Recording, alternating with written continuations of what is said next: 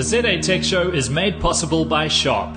Check out the new Sharp Interactive LED at sharpinteractive.co.za.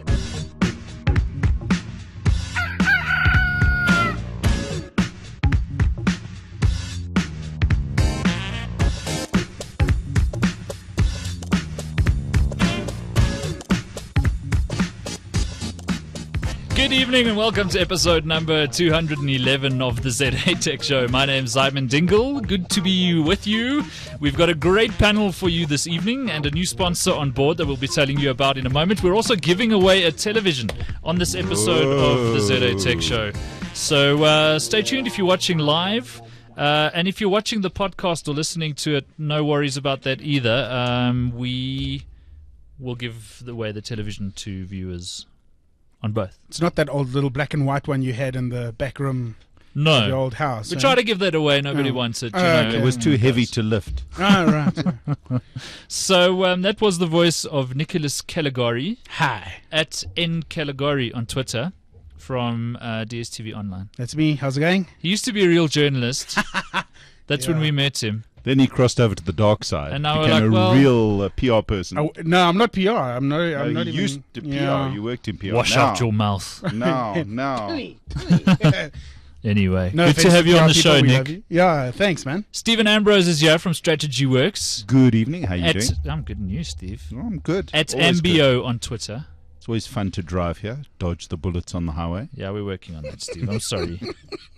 We're trying to fix the highway. I noticed the lanes disappear. It's going a little bit slower than anticipated. It just keeps stuff interesting. You know, you don't want to have a boring ride on the highway. No, not at all. The adrenaline's got to be flowing when you get here.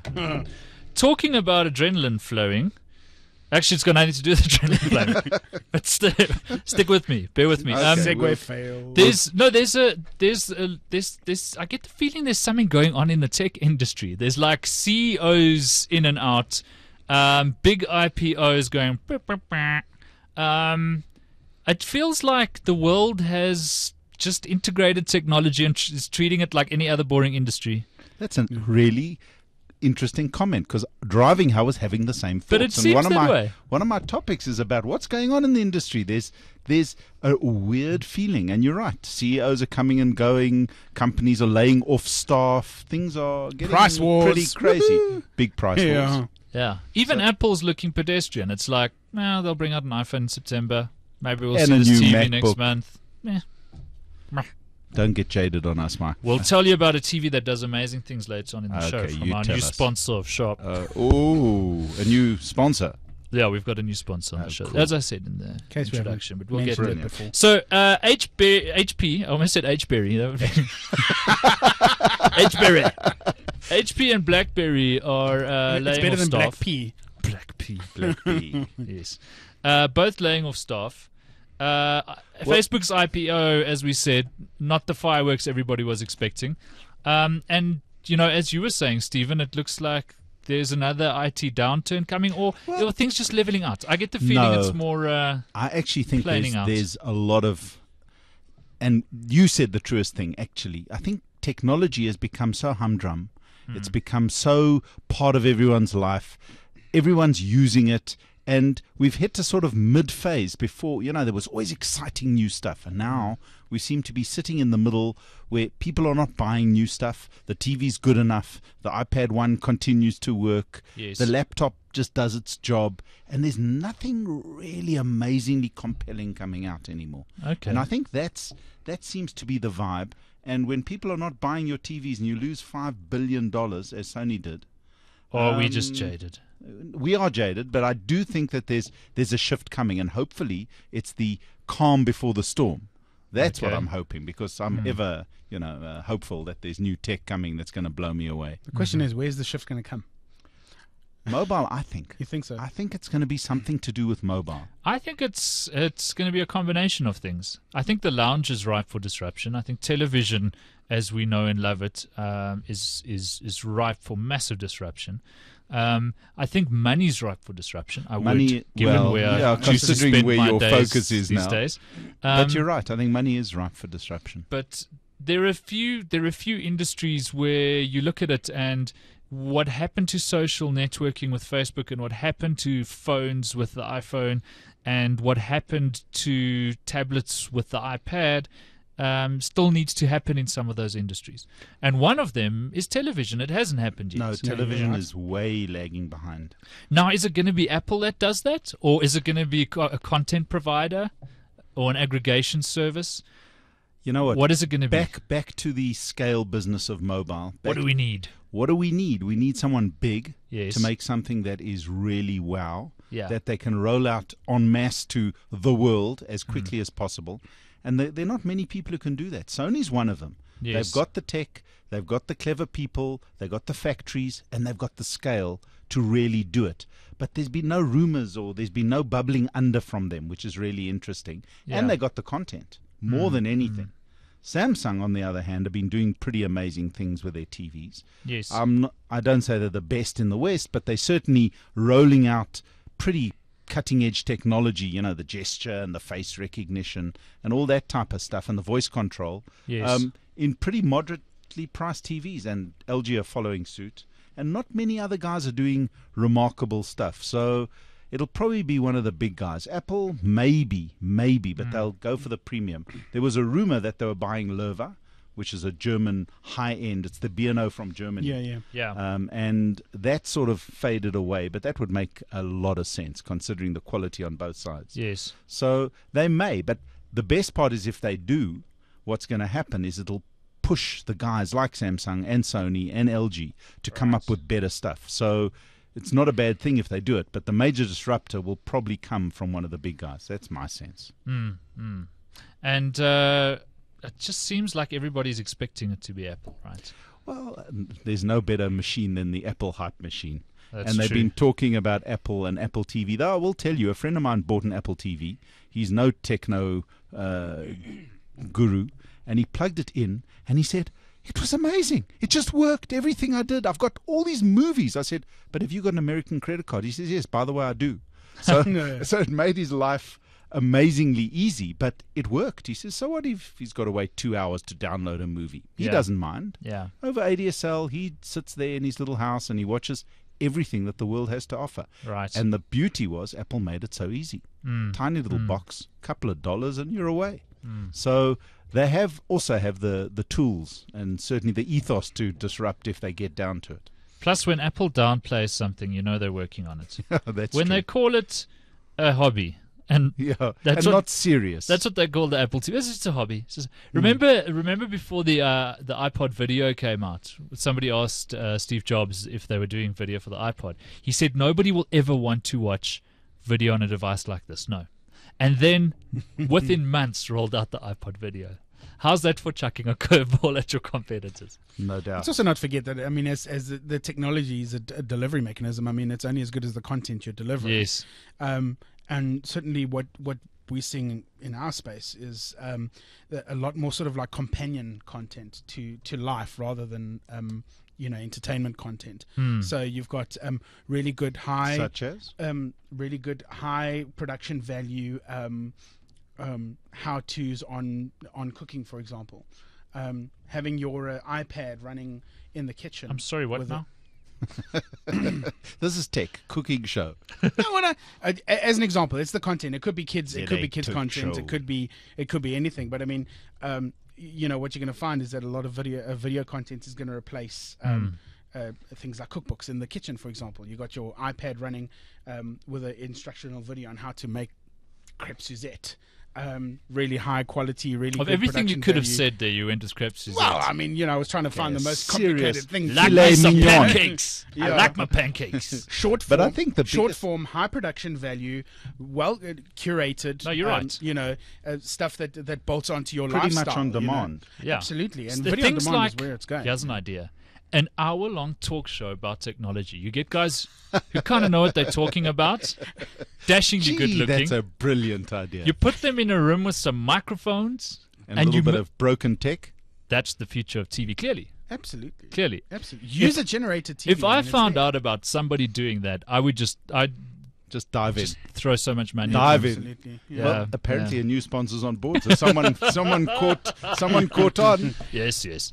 But I think the biggest disruptor in video and TV is going to be the internet. There's absolutely. no doubt about it. 60 to 70% of all video is now being streamed in the US. Absolutely. And I mean, so as our internet gets cheaper, which you spoke about quite a bit last week, but as our internet gets cheaper and faster, as we're starting to feel with our LTE sticks floating around, we're going to see a lot more people just watching TV off their various devices, be it iPad, be it TV, be it whatever. TV is going to become a lot more social as well. There's we're already seeing stats coming out of Europe and the States of people who are sort of semi-engaged with their TV, but more engaged with their mobile device while they're watching TV, checking into shows, commenting on second screen. And second screen is going to be very, very, very big when the internet is a little bit better, and we've got this internet thing's going nowhere, man. Oh no.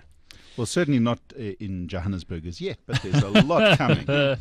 Yeah. But second screen is second something screen that's very is also important quite for the a big industry. disruptive thing. And considering the guys who make the best second screen on the market are denying making a big screen for the lounge, you might have a point. Second screen or just screen? Well, I think for many people it is just screen, but the TV is a social device. People gather around the TV, spend the evening, have a cup of tea. It's a very different experience to having something on your lap where your head's down and you're not engaging with people. So TV as a social event is not going to go away. It's just the method and the manner in which you view the TV. Long form stuff like movies and whatever, you're always going to want to watch on a bigger screen. Right. But short form stuff like the stuff that locks in with your lifestyle. Whether it's you're just trying to keep your kid quiet while you're cooking the dinner and showing them whatever children's programming you got on your tablet. The best thing I saw that I went to a restaurant in London on a trip recently, and we sat down, great Indian restaurant, and there was a young couple with their kid and the iPad playing cartoons. So they were enjoying their Steven, meal. I have a confession for you. I have a confession for you. We do that. We the first words out of my son's mouth when he wakes up in the morning is, "Daddy, iPad." iPad. It's not your iPad. Yeah. You have it on loan from your son. Well, yeah. Well, it's he's got two iPads. I thought it was brilliant because they had a lovely evening. The kid was glued to the screen. I'm not going into good or bad, but it was glued and quiet, and we had a great evening because he wasn't screaming. Yeah. So there you go. But you talk about immersion. If you sit with your iPad right in front of your head, it's probably bigger in your field of view than your 50-inch television from the couch. Perhaps, but it's not the social. It's not the social aspect. That's the whole thing. What we need is an attachment, something that you strap onto your that holds the backpack. iPad there. Yeah, I saw or Google Glasses. I saw something like that in the movie pretty Aliens. They had that arm with the motion sensing gun on it. So speaking of which, how excited are we for Prometheus? Prometheus is looking absolutely awesome. Can't wait. Ridley for that Scott is back. And incidentally, shot entirely in 3D. It's not going to be one of these horrible post-production hack jobs that they try and fleece you for more money to sell you a 3D ticket. It's actually going to be filmed. Well, being filmed from the core 3D. Absolutely, so it'll be pretty awesome. And I mean, they have pumped so much money into this movie. Sci-fi geeks rejoice. And again, they've used social media. They've used all the tools to create this hype. How awesome are those TED Talks that they made the trailer up? Amazing. If you can get the trailer up, it is absolutely awesome. And the whole content and the whole way they've put it together is pretty awesome. And the best part is you can see they've set it up for at least 3. Yeah. At least 3. So what we're getting now is just the beginning. And what makes me most excited about it is I was watching a featurette about Prometheus the other day, and they were interviewing Ridley Scott, and basically hate them. he just said I've got one objective with this movie: to scare the living. He didn't say crap, but to scare the living crap. This is a family show. Please don't use that language. Here's the Prometheus demo. If you're listening to the audio version of the show, we play videos sometimes, and you're missing out on that. What you are getting as well is some audio bleed from our desk, listening to me repeat myself because we're a garage like that. Excuse me. And it's buffering. You see, this is why the future of TV doesn't necessarily apply to South Africa. Buffering. Buffering. It's what we spend our lives doing in this country. watching buffering video. And a lot of that buffering's got nothing to do with your connection medium. It's the back end that causes the trouble. Absolutely. 10 days, 11 hours, and 45 minutes Can't till wait. the launch of Cannot Prometheus. wait. Are you going to download the blurry cam? No, one of the perks of my job is that I actually get invited to press launches of movies. So I've been going I used to a lot to love of that. yeah. I used to work for a sort of consumer-focused magazine, and I used to go to the movie trailers. Hey, look, it's a camera / control room guy. Hi, camera / control room. What are you doing to my computer? I'm fixing your computer, Simon. All right. Everything alien. That's what I say. No, that's not the problem, dude. I know what you're trying to do. I feel you. That's not the problem. Your display. We were just talking about how garage we are. Yeah. This is about as garage That's what we as do. things We get. call in the techie, and he just gets out his. But if you ever Channels doubted and that he we have a fixes support crew here, Come on, hurry up. How many windows have you got open? a few, 1 or 2 windows. There was a puff of smoke as he walked in as well. I'm hungry. I don't know why. But anyway, I think from a From a pure tech point of view, there's also new technology coming into TV in the next year to 18 months, and that might not actually be AMOLED, which is also quite interesting. It could Yes. be even a new laser technology that I saw some glimpses of. But apparently LG are launching, have set the price. I haven't got it yet, but they've set the price for their new AMOLED 55-inch TV, and it will be available in the country in the next few months. So that's pretty awesome, considering it's unbelievably thin and the picture quality is spectacular. The danger is like The picture quality is only really as good as the stuff you're putting into it, isn't it? No, it's not. On normal HD, never mind Ultra HD, but on normal HD, the contrast ratio, when you get 1,000,000 to 1 contrast ratio, true, not with dimming and local fiddling and all the tricks that all the guys play right now with Yeah. LED. When you get true contrast ratio of 1,000,000 to 1, the blacks are deep black, and the definition and the colors, everything. You Can make the it human eye sound pick that up amazing. though? Because You make it sound like something off of a menu. But it is something off a menu. It's the menu like of so good black TV. It is. Luscious. It's better than Luscious. I heard someone say that the Delicious. human eye can only pick up to a certain amount of contrast ratio, No, like 1,000,000 to no, 1. What are you no, telling me? no. Well, I don't know. I'm looking for clarification from the guru. Clarification. It's very simple. If you've ever been to a well set up projector movie, like the 4 8K projectors they're using, digital projectors. Seen 1 or 2 of those. UIP has a fantastic setup. Correct. Here, yeah. And you see the deep blacks, and within the blacks you get all the graduation of grey and the sheer naturalness of the colours, and the way that you seem to get depth. Never mind 3D. I think I can play videos again. You can just get depth watching the screen. That's what AMOLED does. Prometheus. That's what 1,000,000 to 1 contrast ratio does. Sure, Whereas okay. a normal LED or LCD always looks a little grey. There's 2 And conversations that's a going big on thing. here. So who's talking? I'm talking. No, you don't have your headphones on. Otherwise, you'd be airing the Prometheus trailer. Oh, okay. Well, never mind. Who are we talking about? the Next big question thing is in if TV? anybody else sees the Prometheus trailer. We're not winning there. You know, for guys who claim to know a little bit about video, I mean about technology and video, we, oh man, Not doing too well. so excited. Well, I don't know about you, Steve, but I'm not touching any of Simon's equipment here. So No, I try to stay away from Simon's equipment. He gets all, touchy-feely when his equipment gets involved. So I, you for could one, only, you would could stay only, away. you could only improve it actually. Okay, Fun and games. it's working. Should we move on We're to a loving new life. topic? While Hey, who's I'm hosting just this year's prompting- show? I'm prompting while you. I might get Prometheusing. distracted by my technology, but Prometheus, Alien, Space. Let's talk about the SKA. Yeah, how's that for a well, I was going to perfect- go there. I was going to say SpaceX, but okay. We can talk cool. about SpaceX too. SpaceX did not get invaded by aliens with face suckers. Yet. Tigers. That we know of. Yet. You never know what's coming Could back. be bringing them back.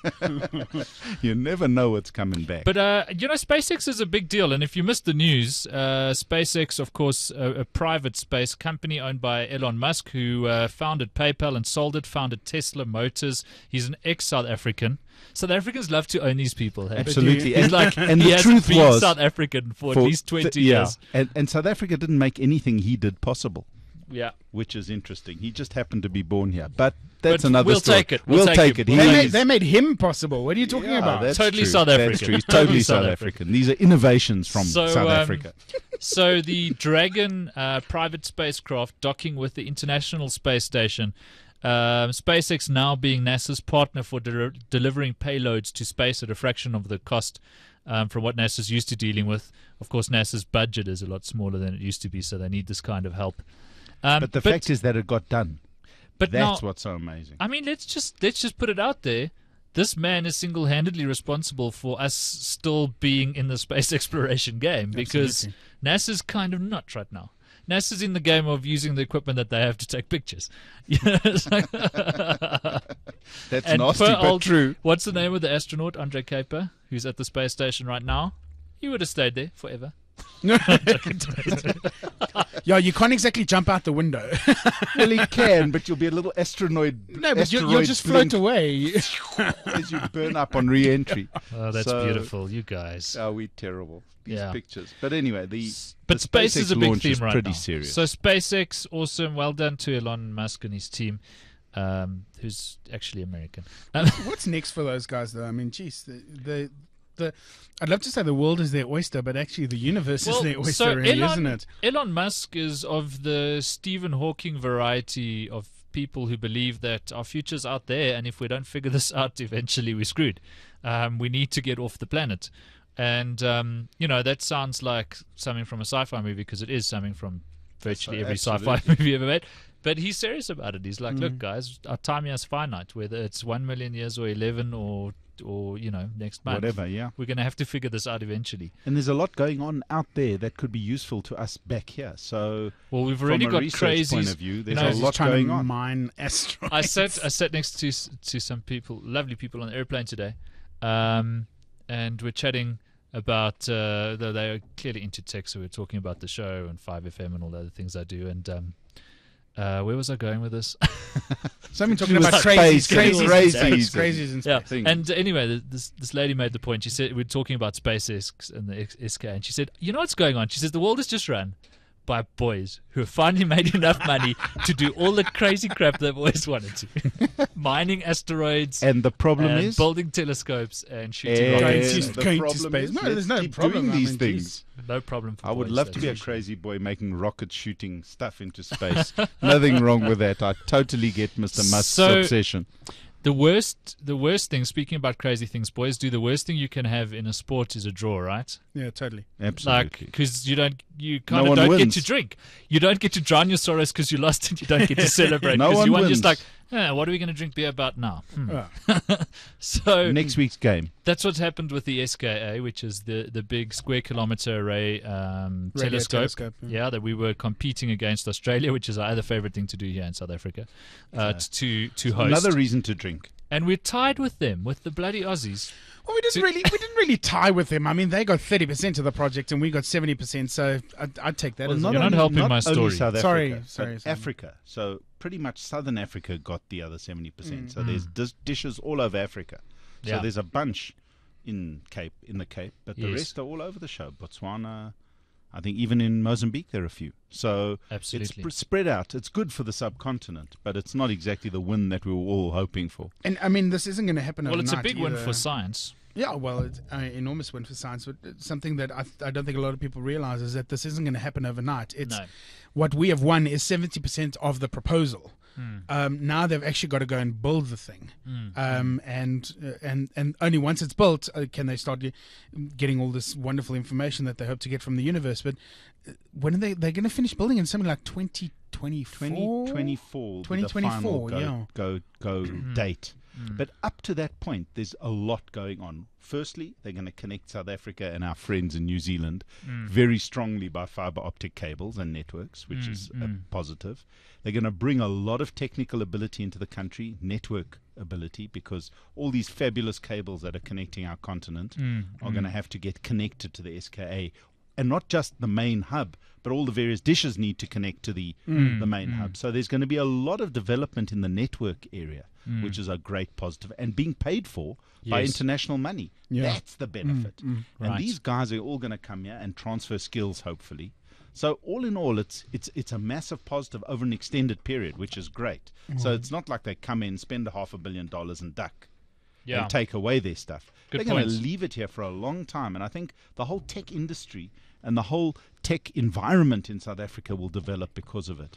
And hopefully our dear gentlemen at the DOC and that will grab it and build conditions in that help transfer those skills and some of that benefit to our people around the country. I mean, I'd all like I to need is fiber to the home. Maybe we could. Anyone else. Maybe we could even learn to like the Aussies in the process. Maybe we'll get a lot Could closer, happen. and our accent might This change. is science, and We're going to find ET first. that's all amazing I'm things saying. happen in science. I think there's more chance Elon Musk finds ET. I'd love to see the Department of Education jump on this as well, and really push for maths and science to be important amongst schools and kids, and Just sort of important. Just at this important stage. period. well, yeah, Period. yeah. I'm But I'm a generally- glass half full kind of guy. Yeah, but generally, I think that there's many more positives. Even if we only got a 3/4 win there, there are many more positives about the SKA, and certainly the technologies and the talk. I was listening to the radio earlier. The talk is that they're going to bring. I do listen to the radio occasionally in the car. They're going to bring the headquarters here Oh, cool. from Oh, London, that's cool. or from England, which makes a lot more sense considering the main hub is here and the timing, and it would be here, not Australia, because of the time zones. Right. We're much more in tune with what goes on in Europe than the Australians are. So if that comes, again, it could bring a lot of skill, a lot of training, a lot of benefits to the country. So I think the SKA win was a big one. Cool. And it took a lot of work from a lot of people to get it here. Yes. So we're now moving into the real space age. Maybe the ETs will land here first. In the Correct. Karoo, can you imagine? Well, you saw of what happened the course. last time they did that. They ended up getting put into squatter camps, and that was real, wasn't it? Yeah, That was a movie. That was a movie. No, that was That was history. a movie. That was history. history, man. Was that That's history? how it Yeah, went totally. down in South Africa. Why do you think there was so little major news coverage around the world of all of these events? Yeah. Oh, that's It's right. a We massive didn't- cover up. In those days, we didn't have cables. No one knew. Haven't you forgot the secret? All right. We want to carry on talking about science and technology and gadgets we've been playing with. We've got our picks of the week coming up as well, which is where we talk about some of our favorite technologies at the moment, things that have kind of peaked on our radar this week. You can get some tips there for new software maybe, or a new phone or something like that. But first, I want to talk about our sponsors of the ZA Tech Show. Sharp is back in South Africa. Wow. Yeah. Welcome. They are coming, and they've got an amazing new product, the Sharp Interactive LED. We've got one set up at our offices, and we're shooting some video of it that you'll be able to see soon. But the Sharp Interactive LED is like a giant whiteboard. It's amazing. It's a massive touch screen. You can have it installed in a boardroom, for example. Hospitals are using this kind of technology. Think about architecture, for example. And for meetings, it's absolutely amazing. You get a piece of information up. So think of it for floor plans maybe, and you can go and you can annotate on this big interactive screen, save the images. And this is what I would really love, because I work with whiteboards a lot. Go to all this effort, have this amazing meeting, somebody comes in and wipes it out, and done, right? You take photos. We do this in the office. That's we why take you got a photos with our camera on your phones. phone. We take photos with those our are quite phones and handy. email them to each other. Yeah. So this is amazing. You get an interactive whiteboard, essentially. You can load up images, you can annotate them, create new work, use it in meetings, for example. You can send it off to everybody who was at the meeting, share it to other devices, and it really is pretty cool. So for more information, check out sharpinteractive.co.za. That's sharpinteractive.co.za. More content about this new device coming in the ZA Tech Show over the next couple of weeks. And if you would like a brand new Sharp LED television, then just tweet at ZA Tech on Twitter, or at that's a good Are point. we allowed to too? No. Oh. You may not, and unfortunately no international No friends viewers and and listeners families. either. So if you're listening to the podcast or watching it from outside of South Africa, I'm afraid we can't let you enter either. But if you're in SA, just tweet at ZA Tech and #Sharp Interactive, and we'll be announcing the winner on next week's show. We're absolutely thrilled and proud to have Sharp on board as sponsors of the ZA Tech Show, and we're extremely grateful for them for helping us make this show happen. Awesome news. That is awesome news, Awesome because news. Sharp have always been an incredibly good producer of LCD panels and LCD Well, TVs. And we have to be careful about the brands that we work with on the ZA Tech Show. You know, our listeners are pretty bright, firstly. And secondly, Pretty techie. what we're doing here is trying to deliver something authentic, right? So we don't want to support products that we don't think are cool. Well, I saw their whole new range and some of their new tech at the CS in January.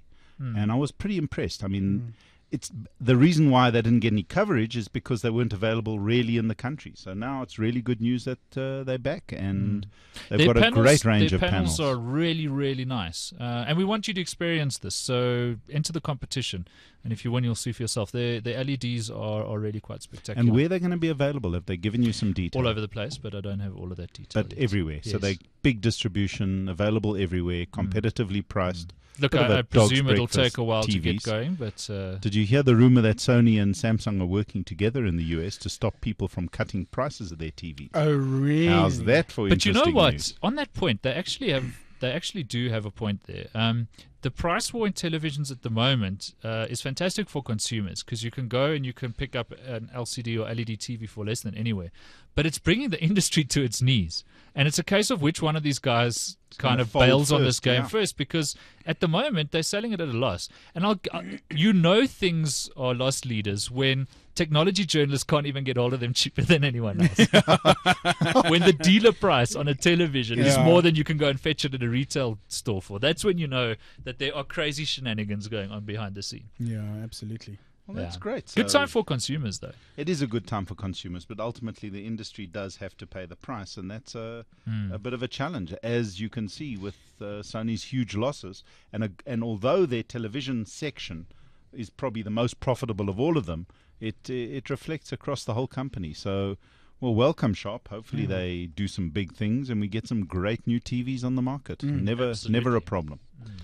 Sony's been having quite a few problems lately, and I'm wondering if they can pull things together in the mobile space. The new Xperia model is out. It looks really sexy. It's a really good Android implementation. Not a massive migration from where Sony Ericsson was, but some nice design. I'm just wondering if it's got what it takes. You holding up one right now, Stephen. I've been playing with one for 2-3 weeks, and first the good part. I'm impressed. It's a good Android phone. It's got an exceptionally good camera, 12 megapixel. Sure. So it's an exceptionally good camera, and it's got a really exceptionally good screen. But beyond those two sort of standout features, the phone is just nowhere. In my personal opinion, it doesn't feel particularly good in your hand, and considering it's coming out towards the middle of 2012 in South Africa, it features a pretty standard dual-core processor, a pretty standard video processor, and it feels slow compared to the HTC and the new Galaxy S3 coming. It feels slow, it feels sluggish, and it has one huge problem. If you have a look along the bottom, there are 3 tiny little dots. And below those dots is this clever little clear thing with the icons for touching it. But you don't touch the icons. You've got to touch the dots. And it's so minuscule that you keep missing the dots. So you're like, from a user point of view, you will get used to it. But it is such a silly fail of note. I mean, why they couldn't have blended it or made it more intuitive, I cannot understand. So you're always fiddling around with the wrong place to try get backwards and forwards. So the whole user experience, unfortunately for me, as much as I'm a huge Sony fan, was just somehow they didn't get it. They didn't quite connect all the dots. It's got all the features, all the elements, though it doesn't run Android 4. Again, a massive fail considering that we're in the middle of 2012 and Android 4 has been out since January. Although I think there's still some hangover from Sony Ericsson. Perhaps. And I think it'll be the next generation of Sony phones that shows a new direction if there is one. The problem in mobile is that the half-life of a mobile phone is probably 3 to 6 months. That's true. So the whole industry moves so quickly. Yeah. And new devices and new technology comes out so quickly that you haven't got time to mess. And if you're going to rebrand and you're going to come out with something that's distinctly Sony and has Sony values and you really want to try to promote the brand, I think they could have gone a couple of steps further. It's also really difficult in Android. I mean, Samsung's cleaning up in the Android space, but you've got Samsung, you've got Motorola, and HTC, and handfuls of other competitors on the same platform. Now, Android is a problem to differentiate. I mean, you look at Windows laptops, and people ask me what's the best laptop to buy. I'm like, does it really matter? Get the one that looks pretty. Yeah, one that appeals to you. I'm a fan of ThinkPad. I love Lenovo. I love Sony Vaio. But really, you go and look at Dell and Acer and all of the others out there. It's you know, there's not a huge amount. and that's the problem when you're all on the same platform and things have commoditized to that level. And you look at Android at the moment. Now, fragmentation's a massive problem within that ecosystem. Absolutely. But from a hardware perspective, it's like another Samsung, square brick the with a big S3 screen. or the One X or the slight differences in interface, but really nothing to write home about. Except a couple of phones. And again, I come back to the One X. You know I'm a big fan. Yes. The HTC. Yes. The way they've balanced the feel, the way the phone works, the way the whole package hangs together, despite the fact that it's not that different to any other Android phone, is brilliant. The camera is brilliant. And they have been all doing the this stuff bits for and longer than pieces. most. No doubt, but they seem to just get the package right. And Sony used to be the masters of getting a package right. Sony's feel normally felt brilliant. Is that Galaxy Note your go-to phone, Steve? Well, it's one of my go-to Your phones. sidearm. It's my sidearm. When I'm traveling, I must tell you, it's by far the best thing to travel with because then I don't need a tablet. It's just great to work with. Yeah. But I'm tending more and more towards the HTC One X as my Not main much phone. smaller, actually. It's not that much smaller, though. In your pocket is pretty. It makes a big difference. I've been pretty impressed with the new range of Motorola's that came out a little while ago. I mean, the new Razr is It's a surprisingly beautiful good device. No, it is a phone. beautiful And Ice Cream device. Sandwich is looking good on it too. Yeah, there's I haven't seen it saw yet, that. but it's Well, coming now. I haven't played with it, but we saw some videos this week and stuff, and it's looking pretty good. there were 3 videos launched actually today with the new lock screen, the new. Well, since we can play video again. Let's go and find that. but Ice Cream Sandwich is only coming to But I the think Razr end of June. I think Motorola were also treading a bit of water until the whole Google thing went through properly. Yeah, well, Because they Motorola didn't Mobility do much for the last 6 months. Motorola Mobility, I mean, it was dead in the water. And when they came back with the Razr and they came back with the Zoom, and you know, they kind of said we're in this now. You know, they've just launched a new entry level phone, which is very interesting. It's called the Defy Plus. Great little device. I've had it for a couple of weeks now to play with. Is it similar to the previous one? Very similar. Very similar. It's ruggedized. It's waterproof. It's got a great little camera. I phoned on someone from the shower with that Yeah. with the previous version of that phone. It was pretty cool. Duncan McLeod threw it in his swimming pool. I got a phone call. I got an email from the PR, the nice PR lady who sent it to me, and she Said she don't basically- throw it in the pool. No, she actually Don't said, wash have it in the sink. Have you Don't put put it in the dishwasher. Have you put it in a glass of water yet? And I was, well, can I? And she said, yeah, it's a great party trick. And I said, is this Was that you Megan? giving? No, it was Michelle. Ah. Is this you giving me permission to put your phone underwater? And she said, yeah, go for it. Just make sure everything's sealed and closed. Oh, this video is terrible. It's from the Razr guy. But I was very and you know what impressed me most about the Defy Plus? The price. Well, the price is very competitive. 2,800 rand for what is for me comparable to an iPhone in functionality. It's one of my favorite Android devices. It's a nice size. I don't like the big, and like to me, 4 inches. You go to 4.3 and it starts getting really big. You know. I think you get used to it. You really do, and it depends. Then the design and the balance of the phone makes a big difference. But the Galaxy Note is too big. You cannot operate with one hand. I like it's the one thing I really like about the iPhone is the screen size, and that's why I like the Lumia 800 from Nokia as well. Is It's the same screen screen size, and that just feels right. It's okay for watching video. It does it's easier on the battery life. And it's quite simple. Once again, simple usability. I can sweep the entire screen with my With one thumb while finger, holding it yeah. in one hand. I mean, it's not rocket science, guys. Seriously. Though the trend is to bigger screens. I mean, there's massive people rumors. are willing to compromise for a little bit of real estate, I suppose. Absolutely. But I just find I've seen a lot more people using their phones like this. on landscape mode. I I live in big landscape screen, mode. big screen on landscape. There's nothing better. But once you move to a 4.5, 4.7 inch screen, you tend to not use landscape mode a lot more. Really. So there are pros and cons, but I think the bottom line is the next phone, the next top end Android or HTC or whatever phone you're going to land up with, iOS, is going to be 4 inches plus. So sorry, Simon, you're just going to have to get used to extending your thumb a little bit more over to sweep across the screen. This sounds a lot like the debate we were having a couple of years ago about the tablet sizes. Yes. And people saying that the 7 inch will never do, and 10 inches where it's at. And now, I mean, look at it. We've got 6-inch phones. 5.3-inch phones. Yeah. I mean, one guy was joking today on Twitter that when you talk on the Samsung Galaxy Note, you must lean a little because it's so heavy. But it's not heavy, and it's actually not too big, and you get used to it. So I'm a big fan of big screens. So there you go, Simon. I've got pretty good at using my both thumbs and working on a big screen. And when the resolution's good and the new generation, the battery life is good, I think there's a lot going for big screens. Yeah. No, you're right. I must just correct something I said in the shop ad. If you want to enter our TV competition at ZA Tech Show, I think I just said at ZA Tech. The chat room is asking me if that's what I meant. So at ZA Tech Show. At ZA Tech Show. And Hash Shop Intact. And guess what's on sale on Friday? What? The Galaxy S3. Yeah. It will be on sale from Vodacom a week before the launch, which is pretty interesting. How did they scoop that? Yeah, but I'd love to know how Vodacom they are the scooped masters that. at this. They the first thing they tried to do is lock these phones down as exclusives for a couple of months, and they've done it a few times. But they always seem to somehow just sneak them out there before anyone else.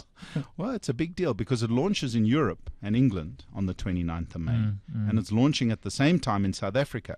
The hassle is they're talking that it's going to launch at round about 9,000 Rand, which is a premium price to pay, for no doubt a premium phone, but it's a hefty price. Wow. Not considering the 32 gig iPhone's about the same price. Yeah, but still, it's pricey for a Samsung. So interesting times ahead. Absolutely. But a big launch for another big phone. Sorry, Simon, 4.8 inches. This one. Yeah, I don't know what to do with this stuff. Like the Galaxy Note was fun, and the one killer feature for the Galaxy Note for me was the ebooks. pen. Well, reading ebooks and reading was books cool. is brilliant. The stylus was quite handy. Yeah, you're right. There are times where you do want to whip it out and. Careful now. Very funny. But yeah, I don't know. Still a tough sell. All right, shall we do our picks of the week before we wrap things up? Let's do it. Okay. Shall we start with you, Mr. Callegari? Okay. I stumbled upon something very cool. Well, I decide today, what mine is. Actually. Okay, come on, be prepared. I don't know if you guys have seen it or if it's been mentioned on the show before, but it's called Leap Motion. Okay. Okay. And what it is, it's kind of like Connect for your Mac. And basically, what it is, a tiny little receiver that you put down in front of your Mac screen, about the size of a car key, and it gives you all sorts of gesture-based movement that you can interact with the screen and move stuff around and select and sign and write, and very, very Minority Report type of interface. So it's not on sale at the moment, but it is on pre-order for $70, and they're calling on developers to come on board and start making apps for this thing. But if you go to the website, there is a really cool little video that shows you how the device works. Really has some great potential. Something that I could probably use. It's great new tech. Had a Mac. They reckon that thing is so sensitive it can actually follow all 5 fingers at the same time. Yeah, there's a part in the video where he moves his hand closer and closer to the screen, and as he moves closer and closer, there's like a heat map on the screen that shows his hand exact, accurate up to pixels. It's fantastic. Look, it's definitely one of the coolest Kickstarter projects that we've seen. Yeah. I just wonder how much of that demo was real use and how much of it was. That's also true. Just video. Photoshop. But look at when Microsoft launched Connect. How much of that first video that we all saw, everybody went, "Holy crap, this is amazing!" How much of that was actually real world scenario, and how much was that? A good chunk of it, funny enough. And they actually reckon that what Microsoft did to get the Connect out at the right price is dial back some of the ability of the device. Really, huh? They dialed back so the processors could cope. They dialed back that the sensors, they put lower resolution cameras in. So there's a long way they can go with Connect and pretty much do the type of stuff. But gesture control, there's no doubt, is coming in a big way. Well, gesture and voice. The two in combination. I'd love to be able to tell my computer, tea, Earl Grey, hot. And it'll send a tweet to your girlfriend. Yeah, no, totally. And then you'll be in real trouble with a little bit of arsenic in the tea. So you got to be careful with this voice control. That I don't, man. Yeah. You never know what's going on. Yeah. So I thought that was pretty cool. It's a nice little, cool tech. nice little piece of tech. The way to tell exactly how good their thinking is if they get acquired by Apple. Yeah, that's true. That is true. That's probably the reason why they demo everything on Apple. And in front You of a know big that most desktop. startups have got a buy by somebody strategy. no, So absolutely. it Yeah, no, we used know to be, this. if it's in the online space, it's got to be Google. And Yeah. if it's in the tech space, it's definitely got to be bought by Apple. As we learned from the recent acquisition of Instagram by Correct. Facebook, Correct. those guys laughed all the way to the bank.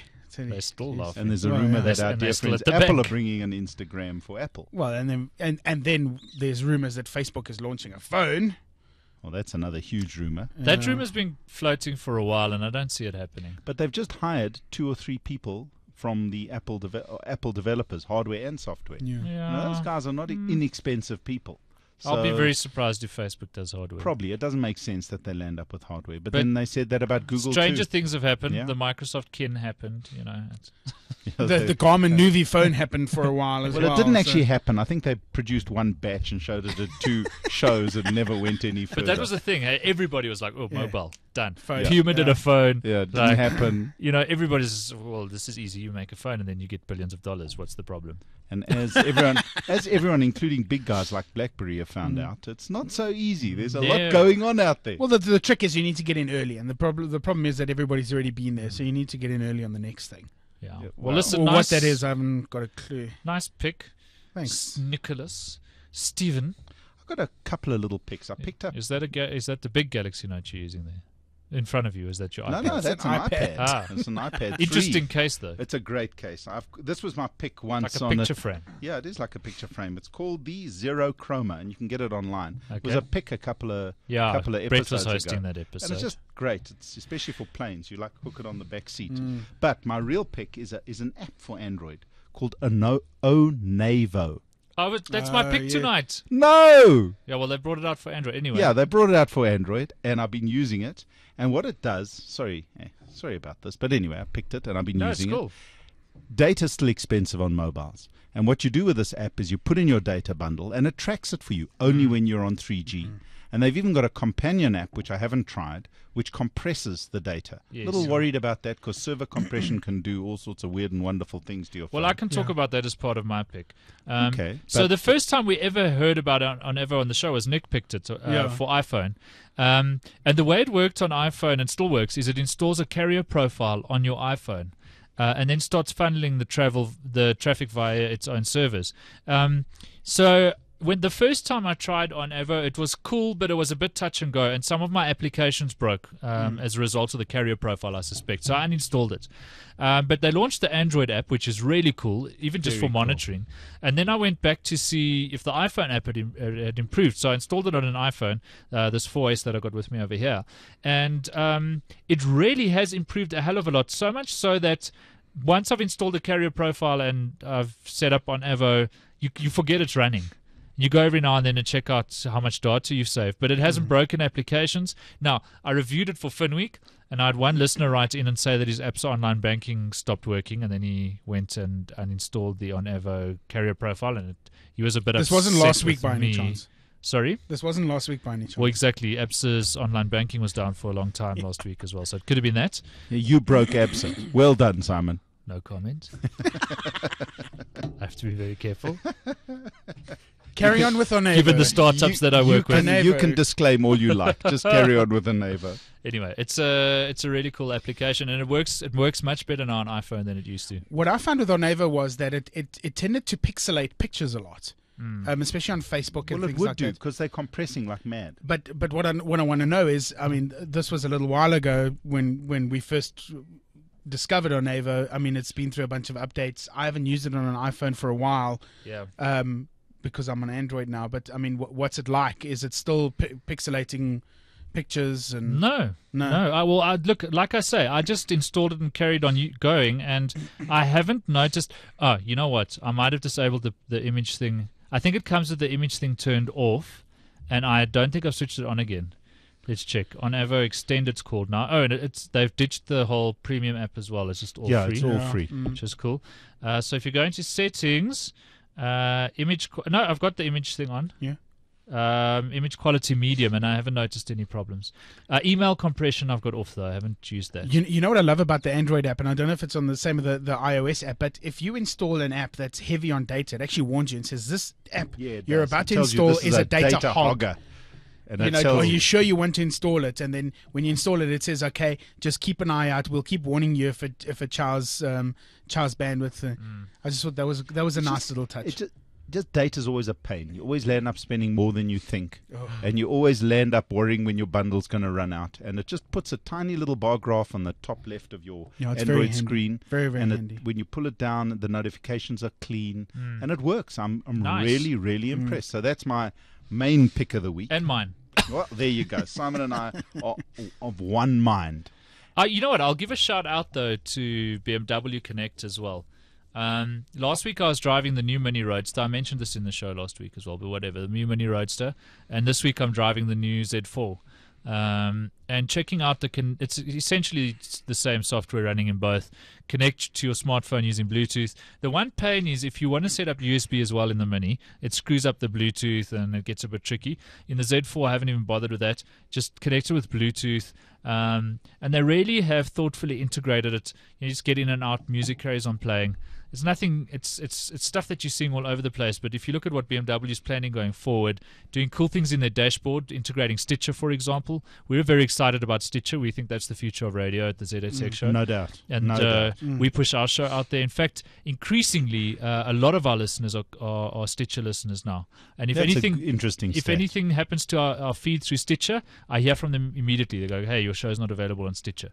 So Stitcher adoption's picking up, and I tell you what, when you can switch away from FM radio and onto Stitcher in your BMW from the dashboard, that excites me. Yeah, absolutely. So BMW is doing a lot of cool stuff via Connected, reading emails and text messages on the dashboard, that kind of thing.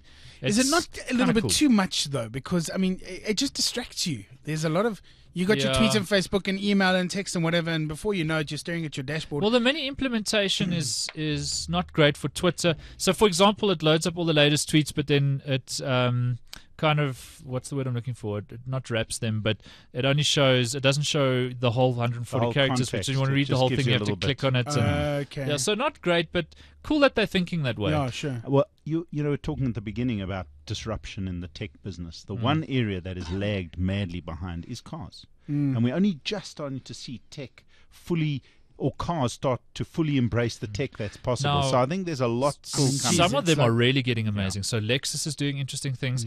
Ford via Ford Sync. And all of their stuff. And Mercedes-Benz have got a full gesture-controlled dashboard. Yeah. So there's some amazing stuff coming with heads-up now, displays. Ford Sync is exciting, and I haven't actually spoken to Ford South Africa about how much of it is available locally. But Ford Sync is some exciting stuff, and their CEO, who used to head up Boeing, is doing amazing things at Ford, and he's big on this stuff. So. I'm gonna need to touch base with Ford South Africa and find out if the stuff's available. Yeah, because it is very cool. Well, I know that some of their cars have got sync built in, and it works like a charm. And it really I don't know if it's got the full suite of sync stuff. I think it's got the full podcasts. Suite. No, it doesn't have that because we can't get that here. Right. So and you can't connect it, and when you connect to your mobile phone, all sorts of funny things happen. But one thing that does need to happen, though, is these features need to become more standard because a lot of manufacturers, not all of them, but many of them are overcharging ridiculously for what's essentially just software. Never mind software, even the hardware involved. You can buy an iPad for 5,000 Rand with full navigation and computing power beyond anything in a car. And then they want to charge you 50,000, 60,000 Rand for the same sort of tech. Yeah. Or in fact, I think that's on the upper end. I think BMW Connect, if you take the whole wide thing on the Mini, for example, is about 12 grand. So and that includes navigation. So it's not too bad. But but terrible, when you look at compared to your phone, when you look at a VW price list and they want to charge you 12.5 grand for a GPS in a Polo, now that's pushing it. That's pushing it. When you get those are the prices they charge $3 grand. Those are the prices. Although I must tell you, I don't know about the other manufacturers, but I've been driving Audis and BMWs recently. I drove the S5 Sportsback for a while, and the navigation systems on the Audi and the BMWs are very similar. almost identical actually, and they've both come a hell of a long way. And so I've recently moved to Cape Town, and driving around in Cape Town with these cars, using their points of interest and just general navigation. your new abode. But I've been quite impressed, because in-car navigation used to trail far behind what you could do on a dedicated GPS unit, or even on your phone increasingly.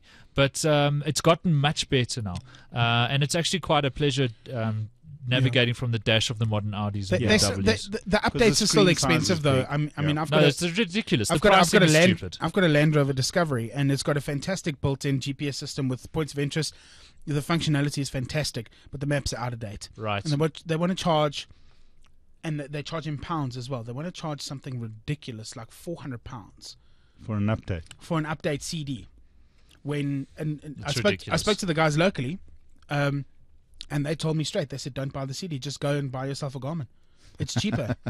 For the same price of an update, you get a brand new Garmin. You've got to love how some of these car companies represent in South Africa. Hey? My wife drives a Chevy. And when we bought it, I said to them, just as an option, how much is the sunroof? Oh, no, we don't do the sunroof in South Africa. We've got third-party guys who come and install their sunroof, and it costs this much, but it voids your warranty, basically. Like, seriously? And you are, Chevy, telling me to use the third-party guys with the welder and the angle grinder. The dealer says, bring the angle grinder, boy. Yeah. Let's fix your tech. Like, I think I'll skip on the sunroof, thanks. Bring the jaws of life! Goodness gracious. We forget that cars are just products that get distributed here. Like everyone else. You had more picks, I had one more pick, which... Jeez, okay. I've been having a busy week. I hauled a new Kingston SSD into my gaming rig. I've done that as well. And I must tell you, it's a new one from Kingston. It's the SSD Now 200V. That's the one I'm using. Oh, there you go, the 240 gig. And I must tell you, it transformed my computer. And with pricing round about 3.6 for that one, it's quite pricey. But they make a 120 gig at about $1,500, which has got more than enough room to load your operating system and all your basic programs. Yep. And it completely, without going into too much detail, it revolutionizes the way your computer behaves and performs. What do you play? Oh, all sorts of weird and wonderful Besides stuff. the fool. I'm not going to go. Yeah, I'm not going to go into games Who wants to guess what I've been playing this week? Anybody? Halo 3. You've been playing Server Era 63. No, I haven't gotten that. I've been enjoying a flawless Diablo 3 experience. Flawless. Yeah, well, every now and then my Telkom line gives me issues, and then because the whole game is online now. Yeah, exactly. I was going to say. And listening to Nick suck sweets. And you know what's even worse? Sorry, I got a frog in there's my no like, 4G in Cape Town. No, that's why you fly back to Joburg once a week. Jeez. Huh? That's why you fly back to Joburg, to get your MTN 4G going. Absolutely.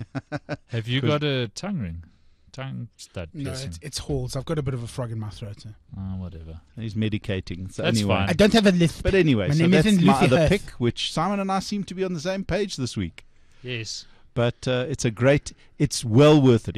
Even for a standard laptop, it's the best upgrade you can SSD prices are coming down quite nicely. Come down dramatically. But look, it's still quite expensive. For the size, it's expensive. I mean, 3.6, you can get yourself a 1 gig 7,200 high-speed drive from anyone. Now we're expecting in fact, you can get 2. We're expecting some new Macs at Apple's WWDC event next month. 3 weeks, I think. Yeah. And I'm wondering if they won't disrupt the SSD market quite massively. Already in the MacBook Air, you can go up to 256 gigs without breaking your arm. I'm wondering, once they get to the 512 option at a reasonable price, if the other SSD manufacturers aren't going to have to say, well, Well, it makes sense, because the old story is that the capacity doubles every 9 months, and of RAM that they use in SSDs, and the price halves every 12 months. So what you paid for 256 gig last year, you now pay for 512 gig. So it's very possible that they'll disrupt the industry and push it, because you do need space on a laptop. It's all well and good carrying around an external drive, but on a laptop, you need a little bit of extra room. And yet the pricing in, like memory sticks, for example, USB sticks, is so out of whack. Yeah. I was looking to buy a 64 gig stick the other day. Cheapest price I could find, about 1,200 Rand. But a 32 gig was $400. So I could have just bought two 32 gig sticks for 800 Rand. I had a 64 gig I gave to a friend of mine to put some movies on. And I said to him, I need it back, please, and soon. This is my USB stick. And didn't hear from him. I'm busy. I don't have time to speak to him a few weeks later. And he's like, I brought you some stuff on my USB stick. He took ownership. And now I didn't want to say, because he must have thought I gave it to him, or he gets a little bit lost scope sometimes. And I didn't have the heart to say to him, actually, mofo, that is mine. That is mine, and I'm taking it back. Plus, he'd lost the cap. So well, I think you need to talk to them. There's Thanks, now dude. a 128 gig SS stick in the same form factor. 256 actually. You can go but to that gets quite fat. The 64i was quite big. It wasn't massive, but it was. No, but there's now 128 in exactly that same form factor, and the 256 is a bit thick. But still it's not a big deal to carry it around. I mean, to carry that. No, it's not a big deal. But it's, imagine that, a 256 gig hard drive in a little 1 terabyte pen. hard drive started looking like cell phones, that's what blew my mind. Because about 2 years ago, I bought a 1 terabyte hard drive. This thing is the size of a shoebox. You broke the bank 2 years ago buying a 1 terabyte hard drive. It cost $3,000. Now they're like $899 and you can put it in your pocket. It's incredible. Yeah, I bought at the height of the hard drive price thing and the floods in Thailand and all the rest of it. I managed to get a 2 terabyte drive with Dion Wired for like 1.1. Yeah. And that's because they probably bought them in before the floods. Yeah. And then after that, it went to $2 and a bit grand, which was crazy. But anyway, all right. So those are my picks of this week. Cool. Nice we pick. need to wrap up the show as well. It's been good fun. Everything from sci-fi movies to hard drives to space exploration. You know what? It doesn't even matter if nobody watches or listens to the show. it's just rad. I like hanging out with you guys. Thanks for being here, Nick Callegari. Thanks, Simon. At @Callegari on Twitter. And at Ambio, Steven Ambrose from That's Strategy Works. Always good to have you, Steve. Thanks a lot. Great stuff. Good to be here. And I'm at Simon Dingle. Don't forget, if you'd like to win a brand new Sharp LED television, just tweet at ZA Tech Show and #Sharp Interactive, and we'll announce the winner on the show next week. So you'll have to do that. It's now Monday, 28 May. You've got 7 days. So if you're listening to this in the second week of June, sorry, too late.